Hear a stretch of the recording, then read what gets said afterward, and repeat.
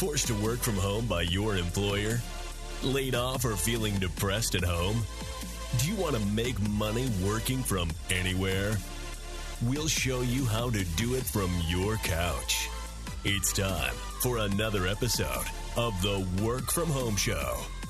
Coming to you from their homes in Austin, Texas and Tampa, Florida, here are your hosts, Adam and Naresh.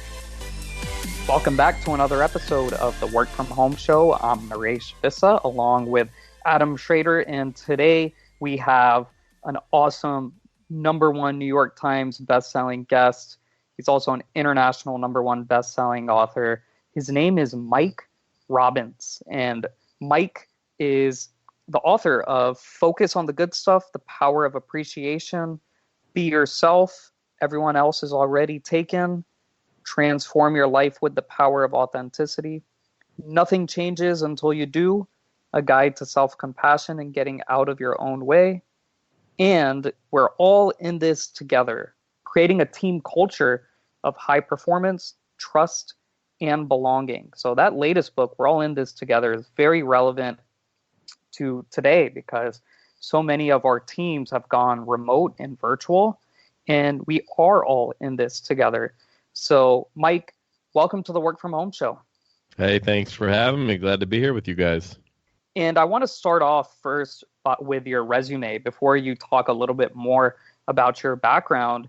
Your clients include or have included Google, Wells Fargo, Microsoft, Schwab, LinkedIn, Deloitte, the U.S. Department of Labor, the NBA. I can keep going on and on and on. You've worked with some really, really big names. Prior to your speaking, writing, and consulting career, you were drafted by the New York Yankees out of high school to play baseball. Mm-hmm. You turned the Yankees down and instead chose to play at Stanford University. So you graduated from Stanford and you pitched in the College World Series. Yep. You were drafted again by the Kansas City Royals out of Stanford, and you played 3 seasons of professional baseball in the Royals organization before injuries ended your playing career. So, wow, what a just awesome background. Tell us a little bit more about who you are and how you came to be today. Well, I appreciate you having me on the show. It's good to talk to you and everybody listening. My early life obviously was focused all on sports and baseball, and that's, from the age of 7 until I got hurt at 23 and finally retired at 25. That was the focus of my life. And, hurting my arm and having my baseball career end the way that it did was super painful physically and emotionally and mentally. But a couple things that I learned through that experience when it was all over, and I was, as you can imagine, devastated that I couldn't play anymore. On a personal level, I had wasted a lot of my time and energy just trying to be as good as I possibly could and thinking that I wasn't good enough and comparing myself to everyone around me and like holding my breath, trying not to screw it up. And when it was finally over, I thought, oops, I think I missed the point. And on a group level, I had also become really fascinated by team dynamics because I was on some teams sometimes where we had really good talent, but the team wasn't very good. And then I was on some other teams where the talent was decent, not great, and the team was fantastic. And I was like, well, wait, how does that work? We would beat other teams that had better players than we did. And we didn't totally understand it. We called it team chemistry, but no one knew exactly what that was. And, you knew when you had it, and you definitely knew when you didn't have it. And it was like this palpable thing that had a huge impact on how successful we were, not only as a team, but for me individually. Like when I was on a team with good chemistry, it was always easier to play well. And then in the late 90s, when I got hurt and I moved back home here to San Francisco, the Bay Area, where I still live, I got a job working in sales for an internet company and realized, oh, that whole team chemistry thing that I erroneously thought was a sports thing, that's not a sports thing. That's a human thing. In business, we just call it culture, right? And so anyway, a couple of years working for a few different internet companies. I started my consulting business 20 years ago, basically with some curiosity around what does it take to really create a culture, that team chemistry where people really thrive and care about each other and engage. And so the last 20 years, the books I've been writing focus on both personal growth and development and mindset, but also at the team level. And that, my new book, We're All in This Together, really is the culmination of 20 years of research and work and working with a lot of teams in those, some of those great companies you mentioned, and distilling down what are the core things that great teams really do differently than ones that, quite frankly, aren't so great. Now, one of the things is people are forced to work from home, and we're kind of promoting that they also venture out and find alternative forms of income, maybe start their own companies, but that requires betting on yourself. And now you were drafted by the Yankees in the 33rd round, obviously not the highest draft round in the world, but you had to bet on yourself to go to college. And, a lot of things could have happened there. You could have not performed well. You could have gotten hurt. A lot of things. And it paid off for you. You were drafted in the 9th round by the Royals. So talk about the whole betting on yourself thing. Like, why did you feel so comfortable betting on yourself and spending? Because with, people think about, just so people know, whenever, like in football, you can come out after, you can't go high school to NFL. NBA, at the time, I don't remember if you could, but with baseball, if you don't go straight out of high school, you have to go for, I think, 3 years, right? 2 or 3 years? Yeah. So you're placing a 3-year bet on yourself there. Can you talk about that? I mean, the way it works in baseball, right? You can get drafted. You're eligible for the draft if you go to high school in the U.S., after your senior year. If you go to a 4-year school like I did at Stanford, you're not then eligible again until after your junior year. So it's either signing a contract at 18 or at 21. Now, the practical reality of baseball, different than football and basketball and some of the other sports, is unless you're Alex Rodriguez, who I actually played with when I was in high school, or you're Mike Trout, or you're, some of these guys who've become superstars and got to the big leagues at like 18, 19 years old, most guys make it to the major leagues, even if they sign right out of high school. You get there, if you get there at 22, 23, 24, that's kind of the time. You're going to spend 5 years in the minor leagues if you sign out of high school. If you go to college, like Stanford, and Stanford has a really good baseball program, usually if you get drafted out of a 4-year school like that that's got a good reputation, good program, you could potentially get to the big leagues with a year or 2 in the minor leagues, maybe 3.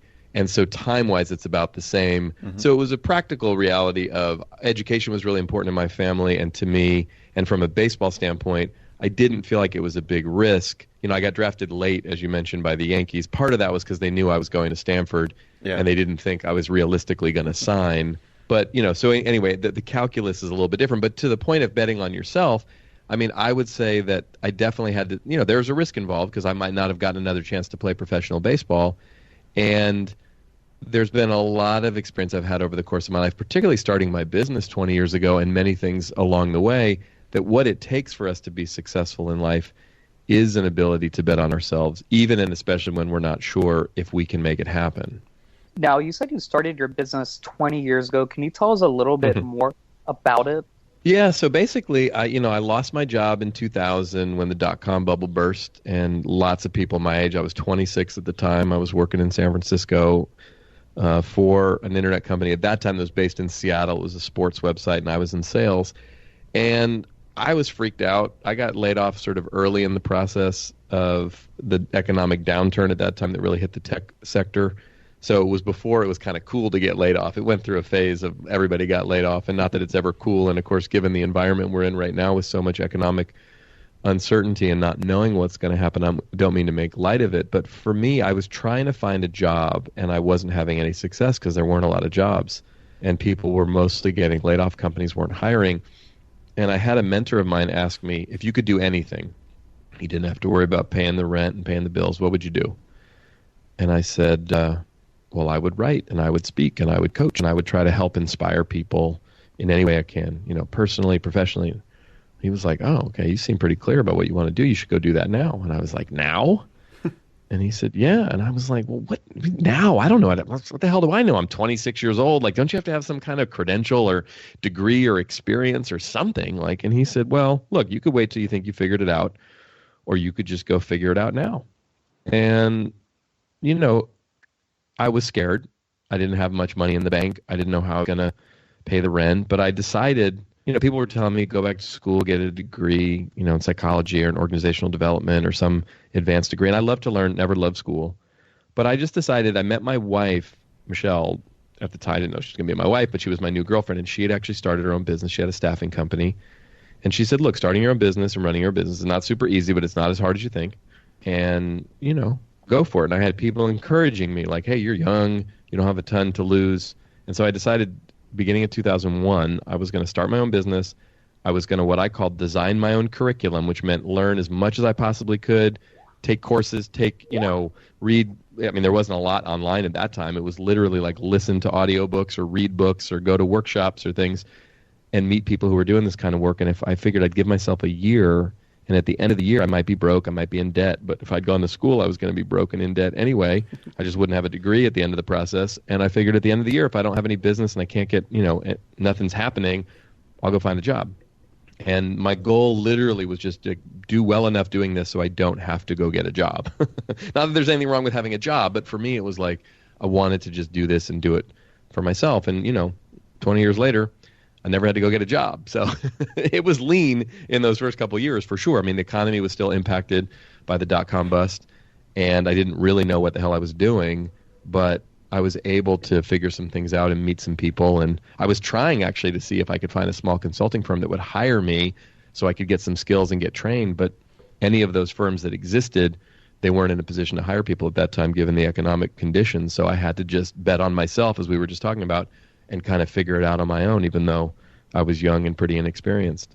Well, I think that's just a really good lesson for our listeners, because right now we're going through, you can say, a massive economic downturn, and it happens so quickly and so furiously. And I think a lot of our listeners are kind of in the same boat that you were in 20 years ago as a 26-year-old, except our listeners, they may not be 26, they might be 36 with a family, or 46, or maybe 66 trying to retire. So what's your advice to them? Well, look, I mean, I think we don't really know what we're in the midst of at the moment, both in terms of how this all plays out, in terms of the pandemic, but also economically. Clearly, something significant has happened and is happening, and it's still unfolding.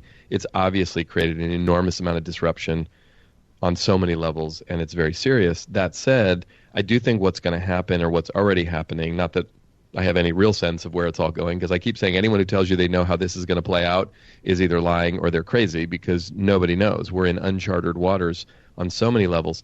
But this is going to force all of us out of our comfort zones, and in a lot of cases, and I don't mean to make light of it at all, it's going to force people out of companies and careers and jobs and things that they're doing. And sometimes, as painful as that is and as scary as that can be, it's a cliche, but it's true. It's like, necessity is the mother of invention. It's going to force us to have to figure out some different things. What we want to do, what we like to do, what we're able to do, what the market is calling for us to do, what we can actually make money doing, all kinds of different things. And so for people who are in different phases of their lives and their careers, I think one of the things that's important to remember, again, not to minimize the severity of it, but there is an element of this one, and I'm not just saying this because I literally just wrote a book that's coming out called We're All in This Together, but we are kind of all in this together, and we have to look out for ourselves and our families and our livelihoods. But this isn't just happening to a region or an industry, this thing is happening globally. So while the significance of that and the impact of that is even that much greater, the solidarity of, wow, this didn't just happen to me or to my company or to my industry or to where I am. This is impacting so many different people. And, again, I don't know exactly what that all means and how this all plays out, but there's something for me personally, because my business has been pretty significantly impacted by this already, and I'm sure it will continue to be. But there's something kind of equalizing, if you will, about this experience that I don't think any of us have ever experienced in our lives. And while I've been studying and focused on teamwork and collaboration and team performance over all these years, one of the things that great teams do is they unify around both goals and values and sort of ambitions. We're going to win the championship, or we're going to launch this product, or we're going to be this great company or whatever. But we also can bond around shared experience. And sometimes that shared experience is something that's really painful and tragic in a way. And so collectively, we're going through something that's pretty painful and tragic right now, but it can actually bond us with each other and open up avenues that we didn't even know were there before. So right now, are people, some of them have been laid off or have been furloughed, and they know they're seeing, my job is not coming back. My job is going to be automated, or my employer doesn't need me, maybe even. You had your career cut short by injury, so you also didn't have a choice. Well, I mean, you could have potentially worked your way back with your arm, but you Right. realized like it was ripped away from you. Can you talk Yes. about kind of your grieving process that worked you through that? Because a lot of these people, their jobs have Yeah. literally been ripped away from them. Yeah, look, I mean, it was hard. It was painful. It was sad. I'm grateful to the people in my life. I'm grateful to the therapists that I worked with, and it was not an overnight thing. I mean, I started playing baseball when I was 7. I got hurt when I was 23. I had a total of 4 surgeries, 3 in the span of 2 years after I had that major injury at the end. And when I finally walked away from baseball, I didn't know who the hell I was. I mean, I was literally Mike the baseball player for my whole life, and I was really good at it, and now it was gone. So there was the practical part of like, well, what am I going to do next, and how am I going to like pay the bills? And then there was the reality of, I don't know who I am. I don't know what to do. I mean, I'd gone to, a really good school, which was great, but I got a degree in American Studies with no real specific notion of another career that I wanted to pursue. So I had to kind of start from scratch. And so what I think is really important for all of us to do, and look, something you got to pay the bills, you got to feed the kids, you got to keep the lights on, but I also think it's important that we tend to ourselves mentally, emotionally, even spiritually. And for me, some of the most important times of my life have actually come through really difficult times. I don't think that's the only way that we learn and grow, but I do think life has a way of sort of knocking us on our you-know-whats, and it forces us to have to figure out what are we going to do and how are we going to get through this. I had a conversation, though, with a friend of mine named Brian about 6 months after I got home, after baseball was over. I had started, working in the tech world, even though I was still really disoriented. But Brian said this thing to me that I never forgot. He said, Mike, when you go through something difficult or something challenging, there's a tendency to ask a really simple, very understandable, but quite dangerous question. He said, I want to warn you about this because you're probably asking yourself this question. I'd be asking myself this question if I were you. He said, but it's really dangerous. The question is, why did this happen to me? Or, why is this happening to me? He said, it totally makes sense. The problem is if you keep asking that question, the only reason, justification, rationalization you'll come up with in your mind is some, story for like why it's not fair, why you got a raw deal. He said, it's just not going to help you. He said, but if you change one word in that question, it'll fundamentally change the way you're relating to this challenge and any challenge you face. He said, change the word to the word for and ask yourself, why is this happening for me? Now, when he first said it, I was like, what? For me? It's not happening for me. What are you talking about? You know what you're talking about. You have no idea what I'm going through. But Brian's someone who had known me for a long time, good guy, really important person in my life, someone I really trusted. And I thought about that question for days, weeks, months, quite frankly, years after he said that to me. And again, I don't mean to sugarcoat anything. Sometimes we go through stuff in life that's hard, that's painful, that doesn't make sense. But ultimately, usually with enough time and space, we can look back and go, oh, I see why that happened for me. I learned from that. I grew. It made me better. It's challenging to do it in the moment. And I'm not talking about sugarcoating things or sprinkling fairy dust on and pretend like it's no big deal. Like, no, it's a big deal. If you lose your job, it's a big deal. If things are going away and you're not sure how they're coming back. But I do think there's a way. We're all going to be different on the other side of this. The question is, are we going to be better? Are we going to be stronger? Are we going to be more resilient? Or are we going to use this as an excuse for why it's not fair and why things suck? And that's ultimately a choice. It's less about the circumstance, and it's more about our mindset and how we choose to relate to it. Mike, so how can business owners, employees, and parents work and lead from home effectively? Well, I mean, first of all, look, you guys talk a lot about working from home, and so you know a lot about what it takes in general. I think the first thing that's important is if you don't have a ton of experience working from home and leading from home, it's an adjustment, right? It takes something. And even if you do, I mean, most of the tech companies and, clients that we work with, there's a lot of working from home that goes on, but we've never been in a situation where everyone has to basically work from home unless it's essential, because of the situation that we're in. So I say all that to the first thing that's important to do is have some compassion for ourselves and for each other. Like, not only are people needing to work and lead from home, but we're managing and balancing a whole bunch of stuff. Even if you're normally working from home, it's not usual that your kids are home doing school from home and that you're not, at least where I am in San Francisco right now, and most places in the US and around the world, if it's not this way now, it will be soon. We're not really going anywhere. So this is a unique situation. So compassion is really important. I think a second thing that's really important is asking for and being willing to receive help. Like, again, with simple things, with basic things, with like, how do I use Zoom and how does this work? Or how do we set this up, to other things? There's a lot of resources online. I've been writing articles and recording podcasts of my own that focus a lot on tips for leading, virtually, and tips for working virtually, because again, it's even more intense than it normally would be if, let's just say, you got a new job or you had a new situation where, hey, now I have to work remotely and I'm not used to working remotely. Everybody's working remotely. And then the third thing that I would say is that we have to figure out, and it's hard because we're still navigating our way through this, how can we recreate or focus on human interaction and connection? Because that's something that most of us, like whether you're introverted or extroverted, and I happen to be more of an extrovert, we all need human connection, and we're all used to having that. Again, working from home when you choose to doesn't mean that you couldn't then go to the coffee shop and go to the grocery store and go out and do some things. Like, now we're confined. So both with our work and with our lives, we got to figure out how to connect and engage with each other. Like just last night here in my neighborhood, someone sent out an email and said, hey, at 8 o'clock, everybody's going to go outside on their porch or their balcony and whatever, and we're all going to like howl. And it seemed kind of silly, and our girls thought it was silly. But we had so much fun just goofing around a little bit in the midst of this crazy circumstance, connecting with and waving to some of our neighbors, many of whom we haven't seen much. I mean, we'll see them when we go out and walk the dog, but it was just this moment of being able to connect from afar and remember that we're separated, physically separated, but we're together in this experience.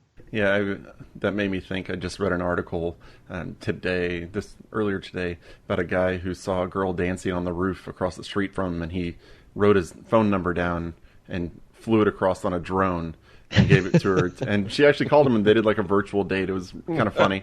But if you're a business owner or even a manager, and you have to let people go now, and whenever things turn around, let's say some of your employees, they've gone and found other jobs. How do you go about kind of finding and hiring people that will fit into your culture whenever you're not meeting them face to face potentially? Like, how do you make sure that they fit your culture and that you're going to keep everything cohesive? That's a great question. I mean, look, I think it's challenging in general, even if we do meet face to face. I do think looking for people who are going to be a good culture fit is important. That's though predicated on the idea that we know what our culture is, we know what our core values and principles are, how we operate. That said, I also think when we think about creating the most effective, diverse teams, I also often encourage managers and leaders to look for people you can hire that are going to add to the culture. So sometimes, again, culture fit can be code for like, we want to get all these people that are like-minded and that's fine, but we don't want to get into this homogeneous, everyone kind of thinks and operates the same. You want people who are contrarian, you want people who are disruptive and who will challenge the status quo. But to your question, sort of how do we do that remotely or virtually? Again, like anything, people often ask me the question, how can I manage people remotely? Not when we're in a pandemic, but just in general. It's easier when I get to meet with someone face-to-face versus, just over Skype or Zoom or on the telephone. And my response is like, look, it's that much more important. You got to get creative and got to figure out, how can I connect with this person human to human across time and space? And the same thing, if we're interviewing someone, how do we get to know a bit more about who they are? And the truth of the matter is, so much of this is predicated on our ability to be authentic. And authenticity, which is a core element of my work, is really about an ability to be honest, but to remove our self-righteousness from our honesty and to add vulnerability. So can we show up authentically? Can we bring our whole selves to work? And again, is that harder to do and to create that human connection when we're just on the phone or we're looking at each other on a video screen versus being in the same room? Absolutely, it's harder. Although, look, I could sit in the same room with you and not necessarily open up and be all that authentic. Do you know what I mean? So we're trying to get to the authentic essence of people. And I always say about interviews, if we are in a situation where we're interviewing on either side, interviewing someone to hire or being interviewed, it's a two-way street. Like, it has to start with, we got to make sure this is going to be a good fit all the way around. And, that's a process. And when we're in an environment like we were just not that long ago, where the economy was really good and there were tons of options and opportunities, the power in a lot of cases was more in the person being interviewed, if you will. Hey, I got lots of options, or I already have a great job. I might be looking for something else, and what can you do for me? Now it's flipped in a very short and drastic amount of time, if you will, that people are just hoping to have a job. So again, it's being mindful of those emotional and social dynamics all the way around, whichever side of that situation we find ourselves on. Well, Mike, talking a little bit about authenticity, how does being oneself go a long way in business? Well, there's a number of reasons. I mean, a number of aspects of it. Number one, like how we build trust and connection with other human beings is through authenticity, right? If you think of the people that you trust right now in your life, professionally or personally, there's a bunch of reasons why we trust people, but like we trust people when we know, or we, our sense is that they're real with us and we can be real with them. Without that, it limits our capacity to trust. A second thing that's really important is that when you think about vulnerability specifically, right? And I love Dr. Brene Brown's definition of vulnerability. She's a professor at the University of Houston, has been studying vulnerability for a couple decades, and she says vulnerability is risk, emotional exposure, and uncertainty. And there's nothing that we do in life that means anything to us personally or professionally that does not involve one, two, or all three of those things: risk, emotional exposure, uncertainty, right? And vulnerability is essentially the birthplace of innovation, of change, of creativity, of anything new and different, right? Collectively, we're going through something right now with this pandemic that's like a group sense of vulnerability. There's a ton of risk, there's a ton of uncertainty, and we feel, whether we want to be or not, exposed emotionally and otherwise, because like we can't control how this thing is going. But in business, if you think about this, if we're going to be able to do anything great, if we're going to be able to have any real impact, if we're going to be able to create anything new or try anything new, which we need to do to be able not only to succeed but to grow, we got to be able to step into that place of vulnerability. And so much of that is about having the courage to be ourselves. So how have you gone about, I'm assuming your company it's more than just you. Can you talk about how you've gone about building your virtual business? Yeah, so our team, we have 5 people on our team, and 4 of them are located here in the San Francisco Bay Area, although we work, virtually even here. I mean, we were able to see each other and get together because we live locally. We have one of our team members lives in Atlanta. And it's, it's been a journey over the years. And that's the sort of full-time people on the team. And then we have a bunch of other people that sort of work in project capacities and part-time and do different things for us when stuff's going on. But one of the things that's always been really important, and, one of those 5 team members is my wife, Michelle, and we've been together for 20 years. It's really about, for us, it's about human connection. It's about core values that really matter to us. And, for us, those aren't just words on the wall. They're not just things that we like to say. It's like, focusing on love, focusing on truth, focusing on growth, focusing on kindness and compassion. Like, those aren't things, again, that we just say because they sound nice, and they do sound nice. But it's like, are we operating that way with each other? Are we operating that way with our clients?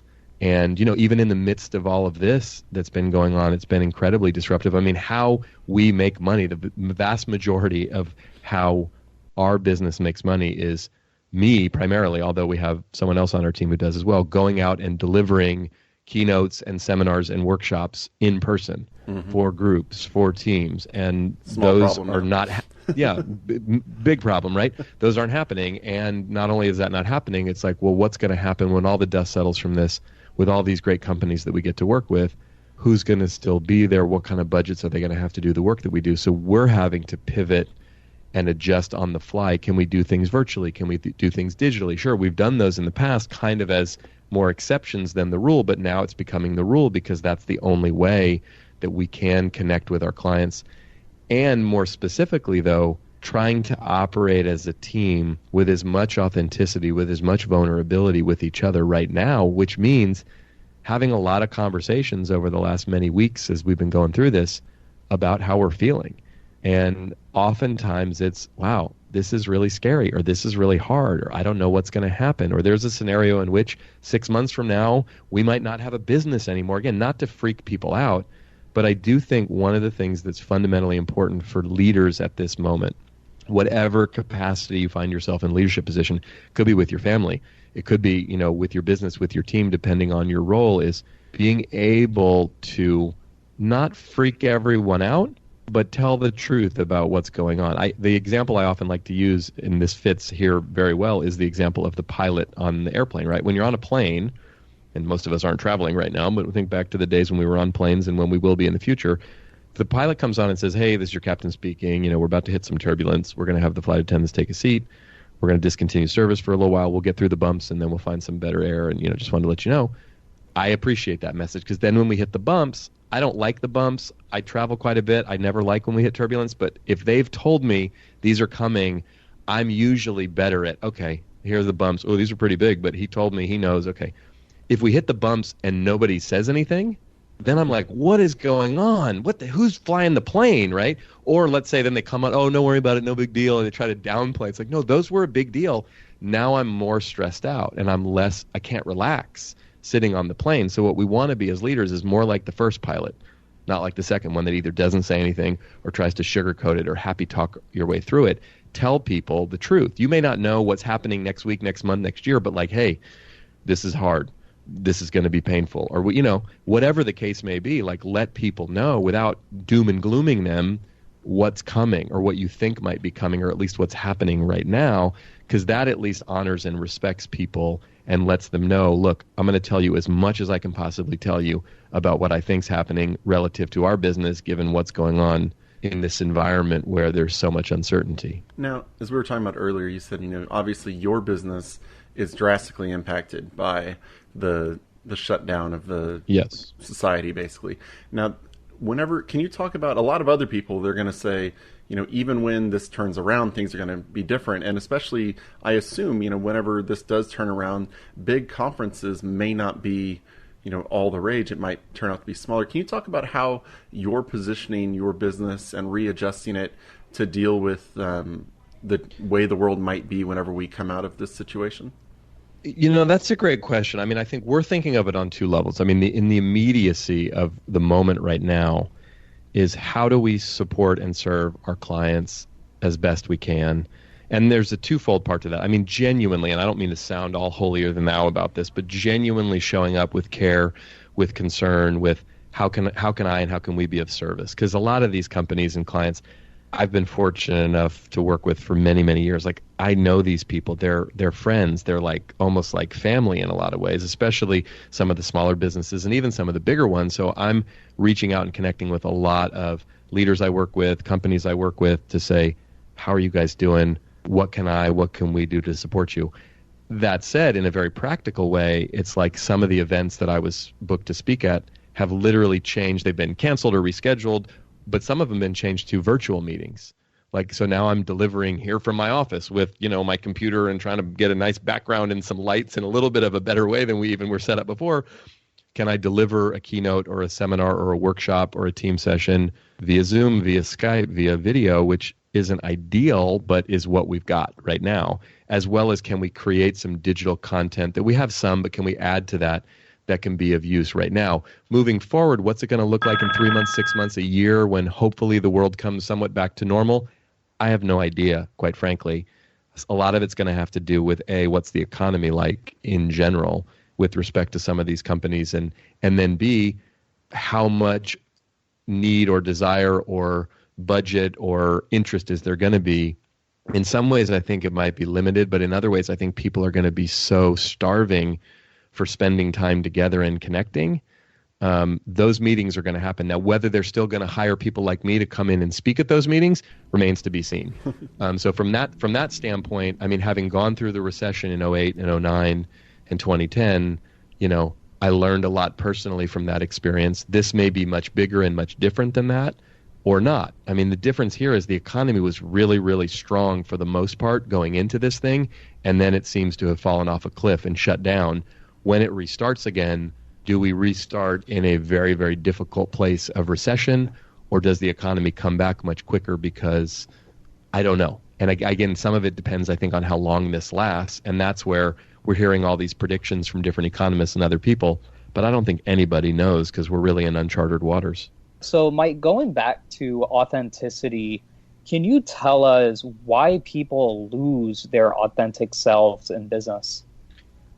Well, I mean, some of it is we don't have it to begin with. And I don't mean that as a judgment. What I mean is part of authenticity is a deeper understanding and awareness of ourselves. So it's not that we can't be authentic when we're younger. We absolutely can. But we tend to learn more about ourselves if we continue to pay attention over the course of our lives. So it's about a deepening awareness. And then there's the dynamic, to the point of your question, that sometimes we might feel really comfortable to be ourselves sort of in life, at home, out with my friends, with my family.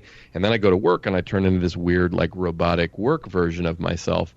Look, one of the many blessings of the last decade or so, coming out of the last recession, by the way, and the way that we now work from home more and we work more virtually and digitally is, and around the clock and globally and all that stuff, is that a lot of the lines between work and home have been blurred. And I actually think right now, as difficult as this situation is right now with everyone being forced to work from home, it's having us go even deeper. Like, I'm loving, getting on Zoom and Skype calls with people and like seeing them there in their sweats and with their dog sitting on their lap or their 3-year-old or what, because to me it's like, oh, there's like, yeah, they're the CEO of this company, but they're just like a real human trying to deal with, or even celebrities. Like, I was watching Lin-Manuel Miranda, the creator of Hamilton, do an interview with Jimmy Fallon for The Tonight Show, but it's like a Skype thing they were doing, and he's like in his apartment playing on his piano, and it's like, oh, there's Lin like in a t-shirt in his part, what I mean? So again, I think there's this way in which this notion that we have to be sort of polished and professional has been going away. But I do think that we still think, if we're older, we've been trained that that's the way you have to work and operate. So it's harder to unlearn some of that. If we're younger, even though we might be more, hey, I'm cool, I'm young, I'm hip, I don't ascribe to all those rules, there's often the insecurity of the youth and inexperience of like, I have to act like I'm smarter and more experienced and have more, have done more than I've actually done. So there's reasons why wherever we find ourselves on that continuum that we can think we need to be a certain way or act a certain way, which usually isn't true. I mean, most of us deal with some version of the imposter syndrome in life wherever we are. Oh, yeah. Right? Oh, I think I'm supposed to know this, or if they really find out, I have no idea. I mean, I often say for years, even still now, 14 years into being a father, my girls will ask me a question. I mean, now, especially the 14-year-old kind of thinks I'm an idiot, but when they would ask me those earnest questions when they were younger, hey, Dad, how come this or how come that? And my first reaction in my head would be like, why the hell are you asking me? How am I supposed to know? And then I'd go, oh, yeah, I'm the dad. Like, they think I know a bunch of stuff, and I'd realize, like, I'm looking over my shoulder for, like, when's the real grown-up going to show up and actually father these children and tell them about things they need to know? But I think that's mostly how we feel in life in lots of ways, and I'm 46 now. Maybe I'll feel differently when I'm in my 50s and 60s and 70s and 80s and on, but, up to this point, I still deal with that imposter syndrome all the time, like I think most of us do. Well, what tips do you have for people to achieve authenticity, particularly working from home and really proving that they're trustworthy and honest and somebody who can be depended on? I think, look, I mean, at the end of the day, there's two types of credibility, and they're both important, but we over-index on one and we under-index on the other. We over-index on professional credibility, right? And professional credibility is about our resume. It's about our, our title or role if we work for a company or if we own a business, the success of the business and what we've done and all these, where we went to school. And that stuff matters, right? I mean, it's not that it's not important. I'm proud of my resume. I imagine both of you are, everybody listening. If, maybe we wish we would have more fancy things on there, but whatever, but that's professional credibility. Personal credibility is, can I trust you? Can I relate to you? Are you willing to admit when you make a mistake or screw something up or afraid of something, or, can we have those sweaty palm conversations? All these things that go into it. You're willing to share how you really feel about something as opposed to the sort of polished version of what you think you're supposed to say. I mean, all those things go into personal credibility. And building personal credibility is important for us at every stage, at every level, wherever we find ourselves in our life and our career. And so I've always tried to think about this as much as I can in my business and in my life, that like every person I'm talking to simultaneously right? They've probably got some impressive thing about themselves and that what they do and who they do, and maybe I'm a little intimidated by it or not, whatever the case is. But there's a person behind that resume or behind that story, if you will. There's the real story, the real person. And I'm always interested in, I want to find out about that person without being, overly nosy. And I want to connect my real self with their real self, right? A friend of mine always used to like to say, we usually send our representatives out to meet with other people's representatives, like in life, not actual, like, I send my agent to your aid, but like, it's like I'm going to send the polished version of myself to go meet the polished version of yourself, and they're going to have a meeting, but that's not really a real meeting. That's not a real conversation. And mostly I find those conversations and interactions pretty boring. And I think, again, in the midst of a crisis like this, or in the midst of, just trying to figure out how we work from home, and we don't have time for that. It takes a lot of energy to do that. So the more willing we are, the more courageous we are to just show up and be ourselves, the less we have to, sort of hold up all the smoke and mirrors to have people be impressed by us. Awesome. Well, Mike Robbins, thanks so much for joining us on the Work From Home show. Your website is mike-robbins.com, mike-robbins.com. Your latest book, it's out in bookstores right now. We're all in this together, and we really are. Creating a team culture of high performance, trust, and belonging. Mike, is there anything else that you want to share or plug? No, I appreciate you having me on. I mean, folks, go to mike-robbins.com/together. That's a special page we set up about the book, and there's some free bonus material that folks can get when they order the book from there. But we're just super excited about it. And again, I didn't write this book thinking it was going to come out in the midst of a global pandemic, but now more than ever, we definitely are all in this thing together. And just a reminder, people, there's 2 B's in Robbins. So, Mike, thanks so much for coming on the show. We really appreciate it. Our listeners appreciate it. And to all our listeners out there, we hope you learned so much from Mike. I know Adam and I did for sure. We're going to be implementing some of these strategies and tools into our company at Krish Media and Marketing. So until next time, keep on working from home.